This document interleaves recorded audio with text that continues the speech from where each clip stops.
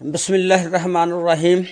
अस्सलामु अलैकुम वरहमतुल्लाहि वबरकातुहू। जी नाज़रीन, आज के व्लॉग में मैं आपके साथ एक इंतहाई दिलखराश वाक़या जो कि 23 अप्रैल को मियाँ वाली के इलाके में पेश आया कि एक आदमी अपनी बीवी को मारता है, मार कर उसके बाद तंदूर में लकड़ियाँ जलाकर उसको तंदूर में फेंक देता है और उसकी जब राख बन जाती है वो राख को उठाता है और उठाकर नहर में फेंक आता है और जो हड्डियां बचती हैं उनको कब्रिस्तान में जाकर दफना आता है। और उसके बाद जब 8 माह बाद उस केस का कुछ ना बना तो उसके बाद ये 3 नवंबर को खुद कत्ल हो जाता है। जब इसके कातलों को गिरफ्तार किया जाता है उसके बाद फिर इस दोहरे केस की गुत्थी जो है सुलझती है। उसकी मुकम्मल तफसीलात आज की इस वीडियो में मैं आपके साथ शेयर करूंगा।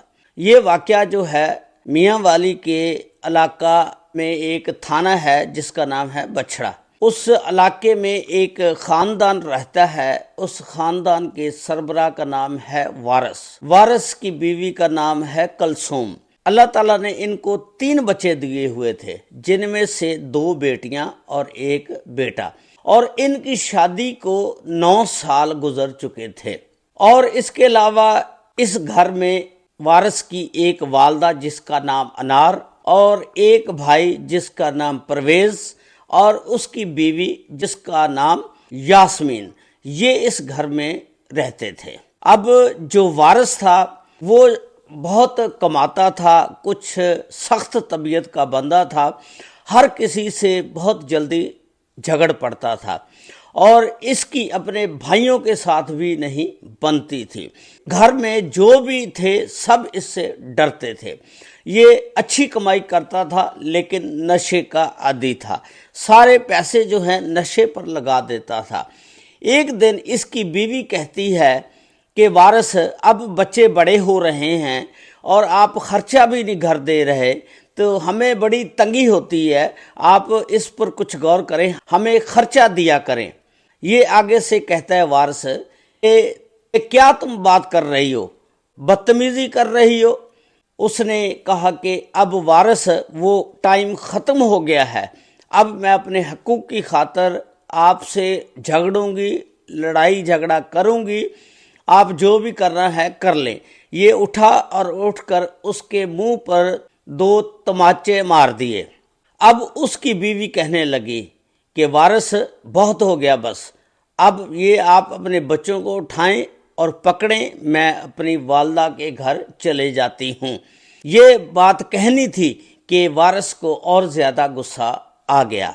अब वो अपनी बीवी को कहता है कि ठीक है, इसका मतलब है कि आपको किसी ने कुछ कह दिया है, आपने कोई यार बना लिया होगा जिसने ये सारा कुछ आपको समझाया होगा।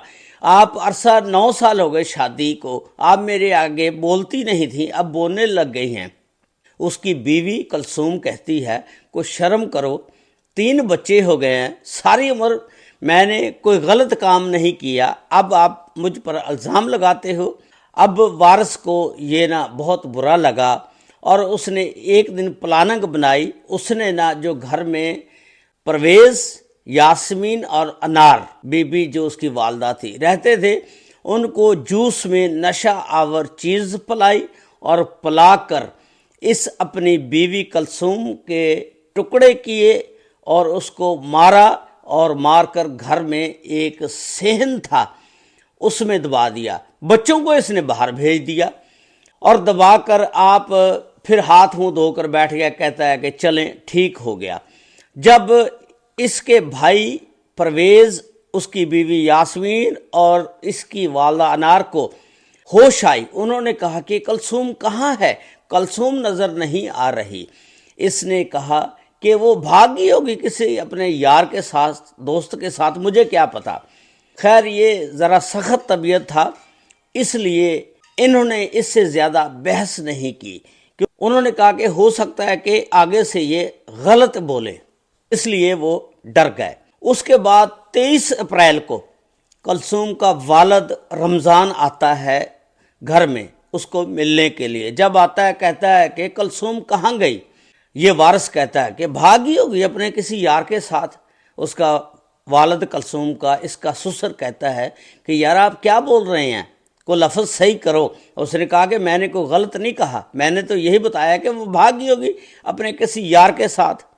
خیر اس کا والد کلثوم کا بڑا پریشان ہوتا ہے اور تھانے بچھڑا جاتا ہے، جا کر ایک FIR اغوا کی درج کرواتا ہے جس میں نامعلوم افراد رکھے گئے۔ اس کے بعد پولیس جڑی ہے انویسٹیگیشن کرتی ہے، تحقیقات کرتی ہے، اس کے آدمی کو، وارث کو تھانے بلا لیتی ہے۔ وارث کہتا ہے کہ مجھے کیا پتا، بھاگی ہوگی کسی اپنے یار کے ساتھ۔ پولیس والوں نے کہا کہ اس کا نام بتاؤ۔ اس نے کہا کہ مجھے اس کے نام کا نہیں پتا۔ خیر پولیس نہ 7 ماہ تک اس کیس پر انویسٹیگیشن تحقیقات کرتی رہی، لیکن اس کیس کی گتھی جو تھی نہ سلجھ سکی، کیونکہ کلثوم کے پاس موبائل بھی نہیں ہوتا تھا اور وہ کبھی موبائل اس نے استعمال بھی نہیں کیا۔ اس کے علاوہ ان کے گھر کے باہر کوئی کیمرے بھی نہیں لگے ہوئے تھے۔ بڑا مسئلہ بن گیا، لیکن کچھ پتہ نہ چلا، کیس سمجھو کہ ایک قسم کا ٹھپ ہو گیا۔ اس کے بعد اب یہاں تک تھا کیس اس کی بیوی کا۔ اب آ جائیں دوسرا جو اس کا قتل ہوا وہ کس طرح ہوا۔ ان کی ایک دکان تھی جو وراثت میں ان دونوں بھائیوں کو ملنی تھی۔ اب یاسمین جو پرویز کی بیوی ہے وہ پرویز کو کہتی ہے کہ اپنے بھائی کو کہو کہ یہ دکان جو ہے اس میں سے حصہ ہمیں بھی دے، وہ اکیلا ہی اس کو ہڑپ کرنا چاہتا ہے۔ اب وارث جو ہے اپنی بیگم کے کہنے پر اپنے بھائی کے پاس جاتا ہے اور کہتا ہے کہ بھائی یہ دکان آپ اکیلے ہی ہڑپ کرنا چاہتے ہیں، اس میں سے جو ہمارا حصہ بنتا ہے ہمیں بھی دے دیں۔ اب آگے سے وارث کہتا ہے کہ آپ کو پتہ ہے میں کتنا سخت ہوں، آپ مجھ سے ڈرتے ہیں سارے، لیکن آپ کی جرت کیسے ہوئی آپ میرے آگے بولے؟ میں آپ کو بتاؤں کہ جو کلثوم تھی اس کو میں نے مارا تھا، مار کر اس کو تندور میں پھینکا تھا اور اس کی ہڈیاں جو ہیں قبرستان میں اور اس کی راکھ نہر میں پھینک دی تھی۔ اسی طرح میں آپ کا حال کروں گا اگر اسی طرح کیا۔ تو پرویز ڈر گیا، اس نے جا کر ساری بات اپنی بیوی کو بتائی۔ اب اس کی بیوی کہتی ہے کہ اب 2 ہی حل ہیں، یا تو اس دکان کو چھوڑ دو یا پھر اس کو زبردستی لے لو۔ اب انہوں نے بیٹھ کر پلاننگ بنائی اور پرویز نے ایک اپنے دوست حق نواز کو ساتھ ملایا اور اپنی بیوی یاسمین کو، ان تینوں نے ایک دن 3 نومبر کو جب یہ سو گیا اس کو پکڑا، زبردستی پکڑ کر اس کو مار دیا۔ اس کی لاش جو ہے بوری میں باندھ کر ایک ساتھ نہر ہے قید آباد مہاجر برانچ نہر، وہاں پر پھینک آتے ہیں۔ اور جب دوسرے دن ایک راہ گیر وہاں سے گزرتا ہے، وہ دیکھتا ہے کہ ایک بوری بند لاش جو ہے تیر رہی ہے۔ اس نے 15 پہ کال کی، پولیس تھانہ بچھڑا کی آ جاتی ہے اور اس لاش کو اٹھاتی ہے، پوسٹ مارٹم کے لیے ہسپتال پہنچا دیتی ہے، اور اس کی شناخت ہونے پر اس کے گھر اطلاع دے دی جاتی ہے۔ اور اس کے بعد اس کی والدہ انار آتی ہے اور ایک FIR درج ہوتی ہے، جو کہ والدہ نے شک کی بنا پر کلثوم کے والد رمضان اور اس کے بھائی اکرام اور 2 نامعلوم افراد پر FIR درج کروا دی گئی۔ اور جب اس کی FIR درج ہو گئی تو اس کے بعد پولیس تحقیقات کا آغاز کرتی ہے، انویسٹیگیشن کرتی ہے۔ پتہ چلتا ہے کہ رمضان اور اکرام اس میں بے گناہ ہیں۔ پولیس نے دوبارہ تحقیقات کی تو پتہ چلا کہ اس میں اصل جو قاتل ہے وہ اس کا بھائی پرویز اور اس کی بیوی یاسمین اور ان کا ایک دوست حق نواز۔ پولیس نے ان تینوں کو گرفتار کر لیا ہے۔ اس کے بعد جب اس کو گرفتار کیا اس نے پھر بیان دیا، اس نے سارا کچھ یہ جو واقعہ تھا بتایا کہ بھائی نے ہمیں دھمکی دی تھی اور ہمیں کہا تھا کہ میں نے کلثوم کو مارا ہے۔ اس طرح یہ ساری سٹوری ہمیں بتائی اور ہم خود ڈر گئے۔ اس کے بعد میں نے بیوی سے مل کر پلاننگ بنائی اور اس کا ہم نے اس طرح خاتمہ کر دیا۔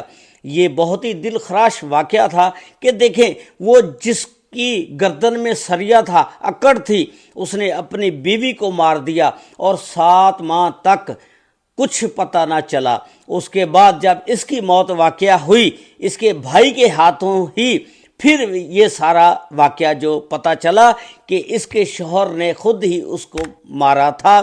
یہ اکڑ اور غرور سارا ختم ہو جاتا ہے۔ اس طرح نہیں کرنا چاہیے، انسان کو اپنی زبان پر کنٹرول کرنا چاہیے۔ یہ آج کا ایک دردناک واقعہ تھا جو میں نے آپ کے ساتھ شیئر کیا۔ اللہ تعالیٰ سب پر رحمت فرمائے، اللہ تعالیٰ سب کو اپنے حفظ و ایمان میں رکھے۔ السلام علیکم ورحمۃ اللہ وبرکاتہ۔